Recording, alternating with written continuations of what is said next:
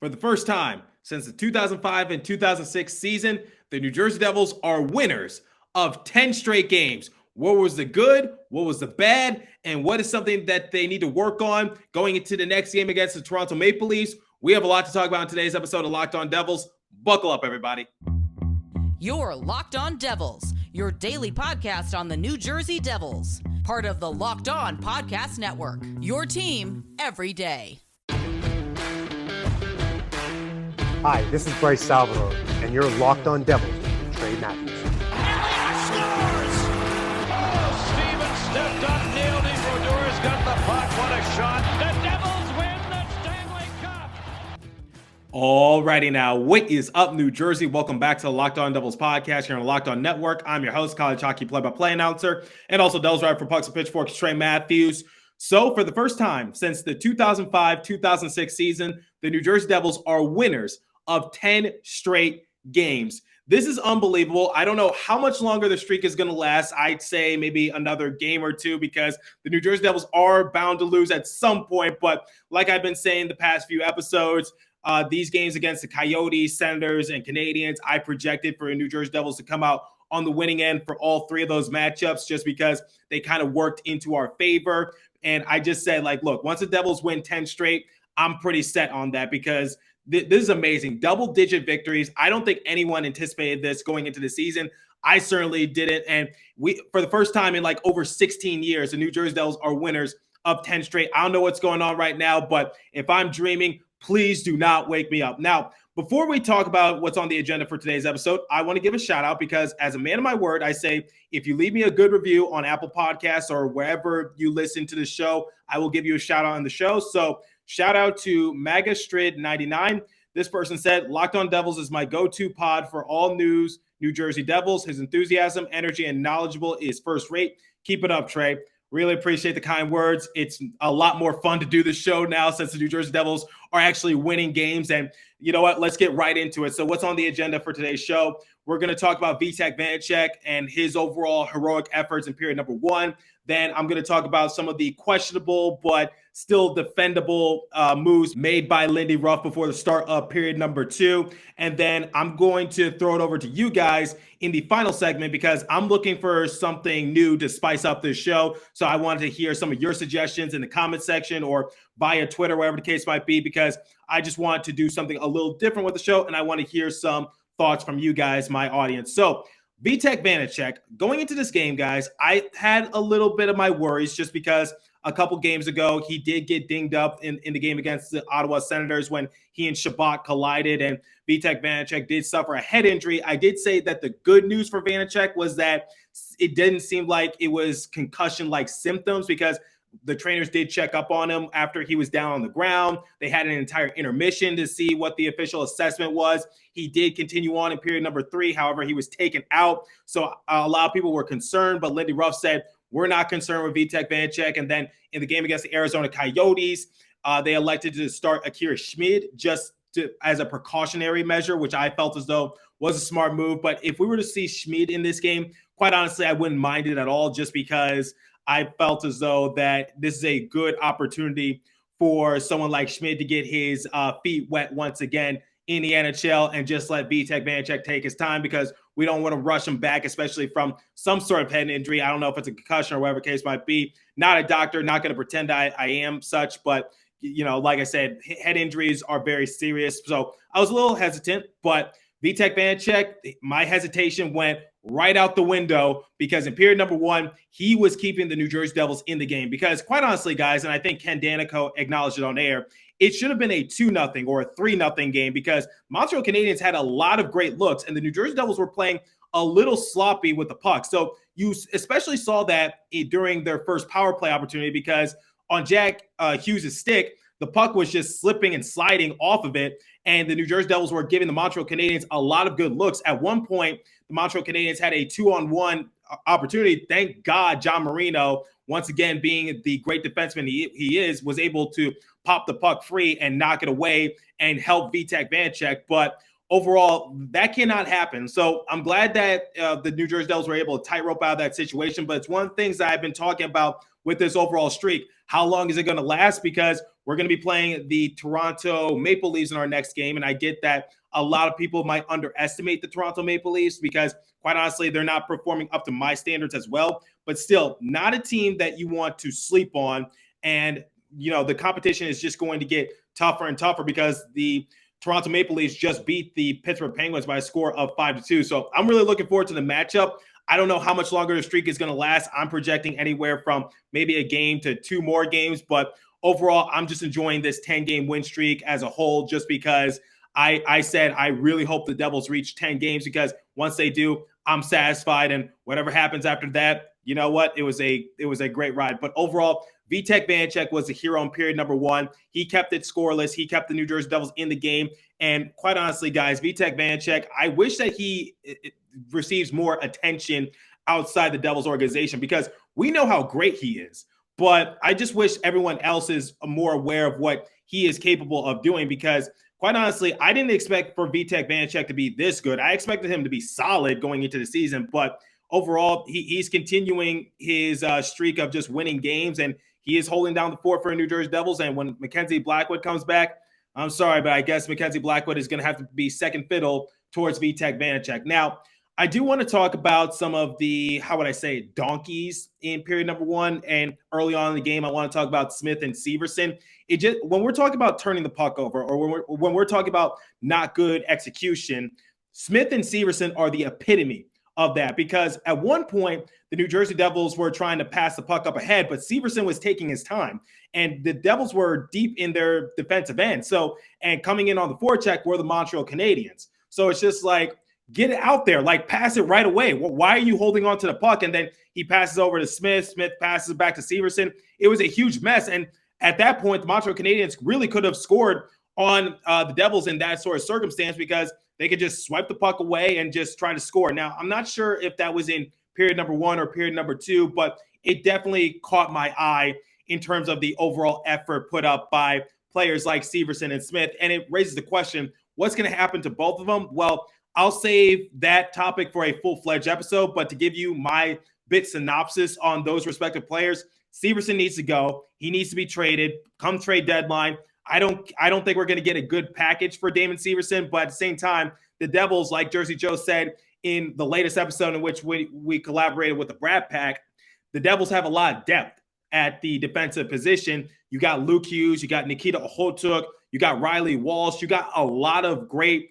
Oh, Shimon the Mets. I didn't even mention Shimon. So Shimon the Mets is also in the pipeline as well. Maybe Shakir Mukhamadullin. It's been a while since I've said that name.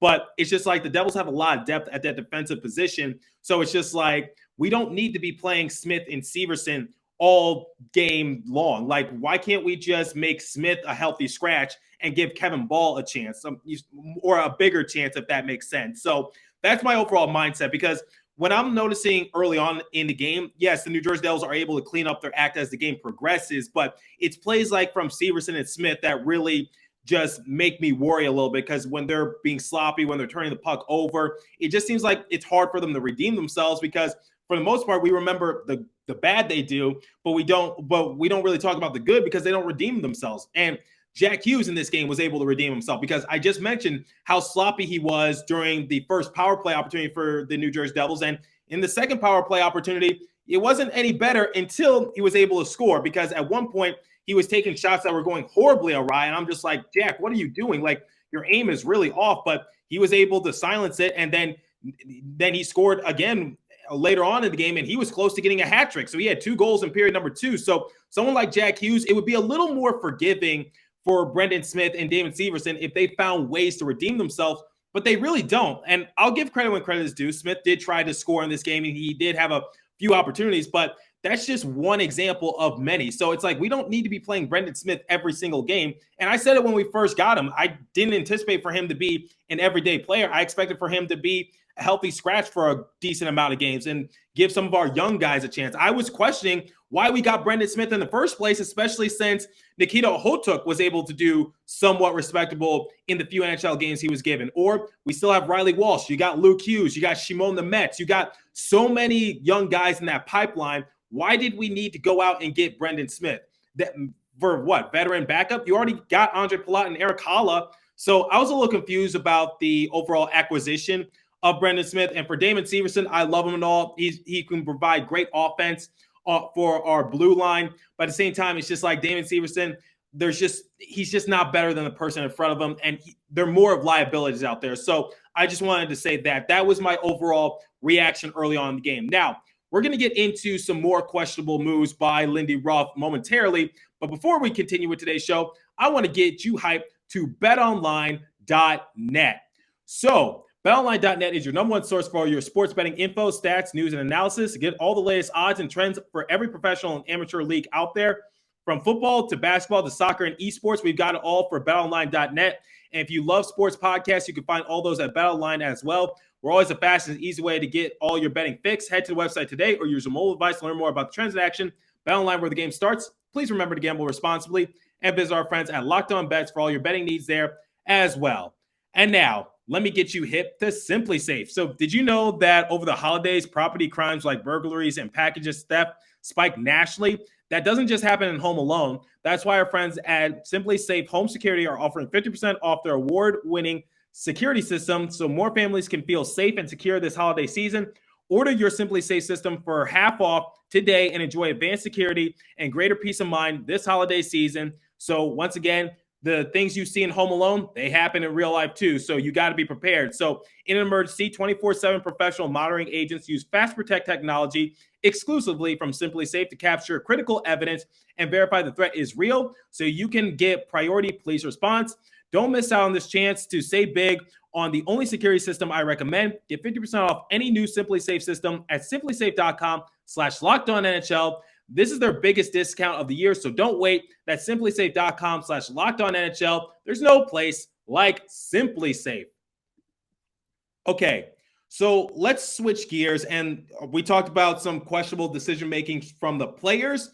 Let's talk about some of the questionable decision-making from the coaching staff once again. So I'm not saying this was a bad idea from Lindy Ruff. Some people might have been a little confused as to why he decided to roll out with this line at the beginning of period number 2, but I think I have a educated guess as to why he did it. So for the second period, according to Amanda Stein, here was the line combinations that Lindy Ruff was rolling with. So Tatar, Hischier, and Zetterlund on the first line, Haula, Hughes, and Mercer on the second, Sharangovich, Boquist, and Bratt on the third line, Wood, McLeod, and Bash on the fourth line. So that line stayed intact. But the questionable moves was like, wait, why are we moving Bratt to the bottom six? Why is Tatar playing on the top line? You know, I'm sure a lot of people have those sort of questions. And by the way, Tatar could have extended his point streak to 8 games. I just want to give credit there. Unfortunately, his goal was waved off because I guess he was offsides, but it was really close. It took the referees a while to make that decision. But shout out to Tomas Tatar because I'm sure a lot of people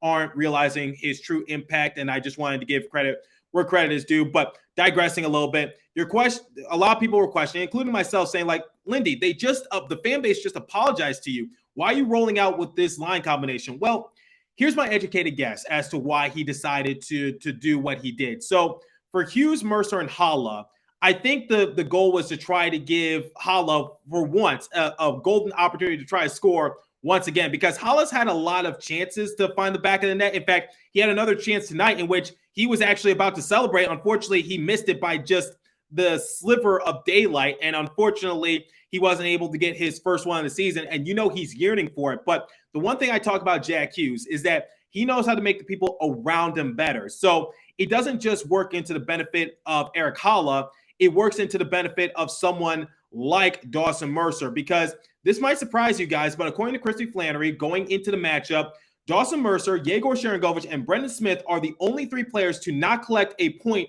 over the past 5 games. So you look at Bastion, he has 4 points. Graves has 3. Hamilton has 5. Bratt has 3. Tatar has 7. Wood has 6. And Zetterlund has 4. So one of the things I talked about in our win against the Columbus Blue Jackets not too long ago, I said our third line was the only line to not really be productive against our big win against the Columbus Blue Jackets, in which the New Jersey Devils were able to come out on the winning end, I believe like 7-1. These scores are meshing together, guys. I'm just trying to remember from the top of my head. But on that third line, you had Sharangovich, you had Mercer, and you had Boquist. And once again, during that win, they were the only line to really not contribute any sort of way to that big win. So I think in this matchup, going into the second period, Lindy Ruff was like, okay, Sharangovich doesn't have a point. Mercer doesn't have a point. Smith doesn't have a point, but we already talked about his sort of circumstance. So I think the goal was to try to get some more production out of Dawson Mercer and Yegor Sharangovich. So you put Hughes, Mercer, and Haula on the same line. So that way you could try to give Haula a goal. Maybe you could get Mercer going a little bit, because Mercer was actually able to collect a couple points this game because he assisted on Jack Hughes' goal, and then he assisted on Jesper Bradt's goal, albeit in kind of indirectly. I'll talk about that momentarily, but still, at the end of the day, Mercer was able to walk away with a couple points. Eric Haula had a few scoring chances once again, and maybe it was just trying to pair him with the right guy so that way they could find the back of the net. So putting Hughes, Haula, and Mercer on the same line, that could have paid some dividends, because going into the matchup, Haula was on the third line and he was the center alongside with Mercer and Boquist, and that wasn't going to get the job done. And then on the flip side of that, when talking about why is Jesper Bratt on the bottom six, look, I must admit, Jesper Bratt is leading our team in points, and I don't think there's any circumstance where your top guy should be on your bottom six. But I think in this case, it kind of plays into what I just said about Jack Hughes and the overall circumstance of pairing him alongside Haula and Mercer. It's to get Boquist and Sharangovich going as well, because Boquist, the last few games for New Jersey Devils, only has 1 point in the last 5 games. And once again, Sharangovich has nothing. So you're trying to get more production out of those guys as well. So, and maybe giving Jesper Bratt the chance to sort of be a leader on that line could help. Look, I get a lot of people are confused. I'm just making an educated guess.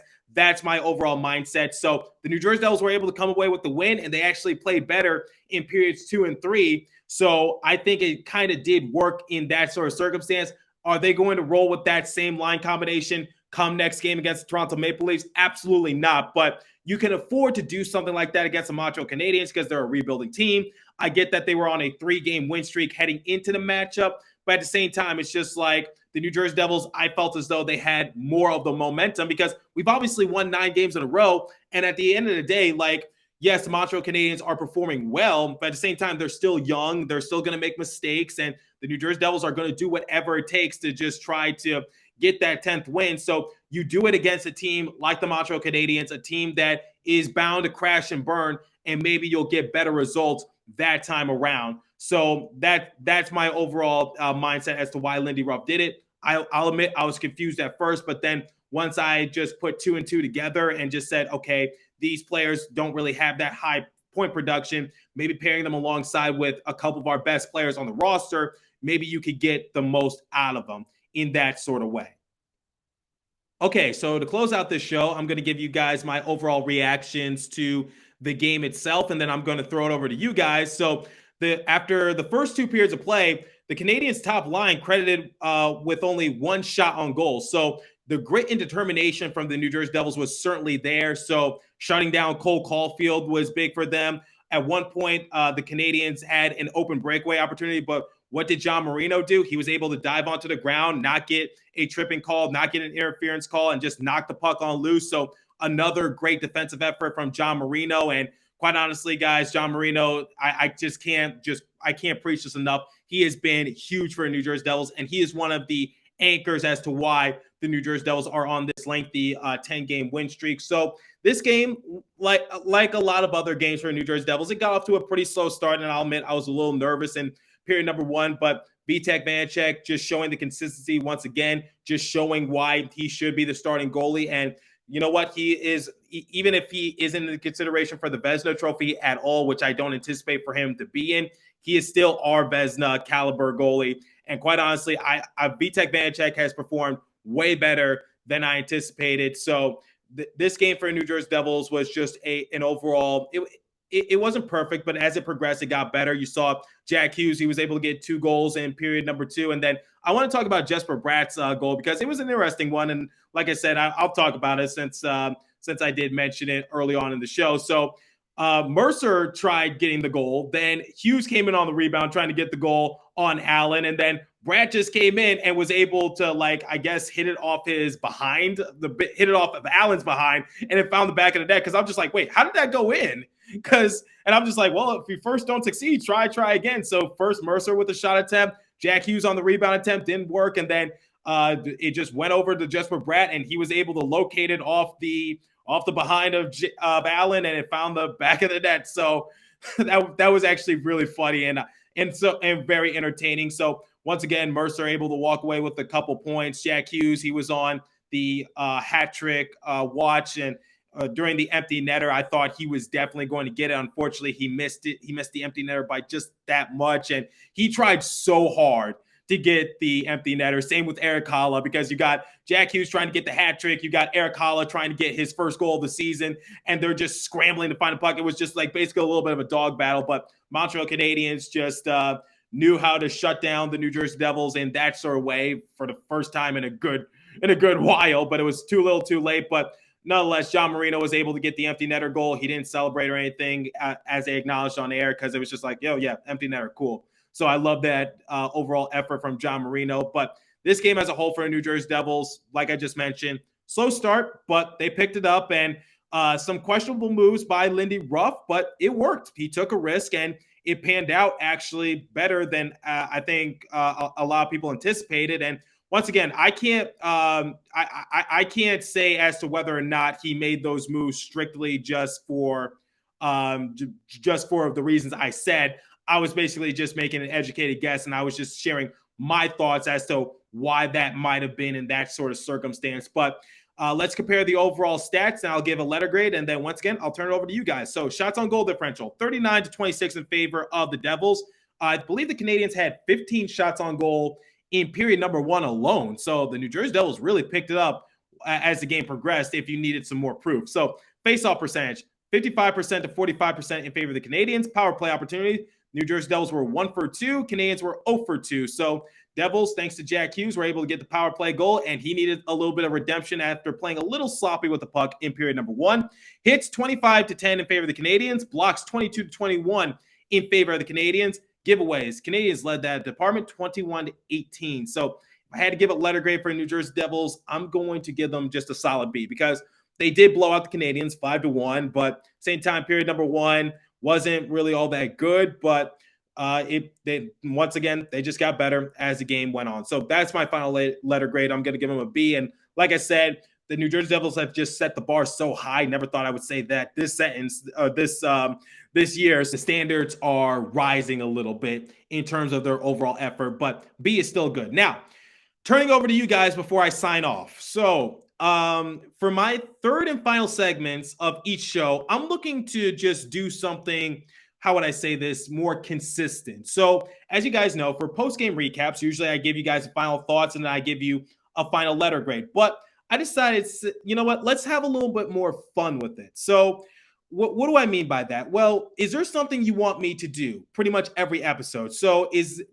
there a segment that comes to mind? So like, for example, do you want me to do a Twitter reaction segment where maybe I find a tweet, maybe I find a hot take, a question, whether it's random on New Jersey Devils Twitter, or you just ask me directly and I respond to it on the show? Do you want me to say, hey, who is my player of the week? However, I'm a little hesitant to do that kind of segment because I feel as though that could get a little redundant, because you might just keep hearing the same names as the season progresses. So honestly, I'm a little hesitant to do something like that just due to the redundancy, or maybe you want me to do my 3 stars of the game after each game. But like I said, that could also get a little redundant because, and I think of this circumstance, what if the New Jersey Devils get shut out a game and it's like 4-0, then who's the star? Really, nobody is the star for the New Jersey Devils. And you got to factor in 3 stars of the game could be anyone from any team. So basically, my question to you guys is, and leave a comment down below on YouTube, hit me up on my personal Twitter page or the show's Twitter page, and just give me your thoughts. What are some things you want to see me do on this show? I just need some ideas, and then I'll try to experiment with it, and then I'll stick to what I like. But yeah, just wanted to give you guys that overall opinion, because you guys are a big part of my show, because without your listenership, without your viewership, there really is no show. So just wanted to hear from you guys. So as for today's episode, that's all the time I have for you. So continue to stay safe. Have a wonderful day, New Jersey. Go Devils. I'll catch you guys in the next episode. Thanks for listening. Once again, 10 straight games for the We Believe Devils.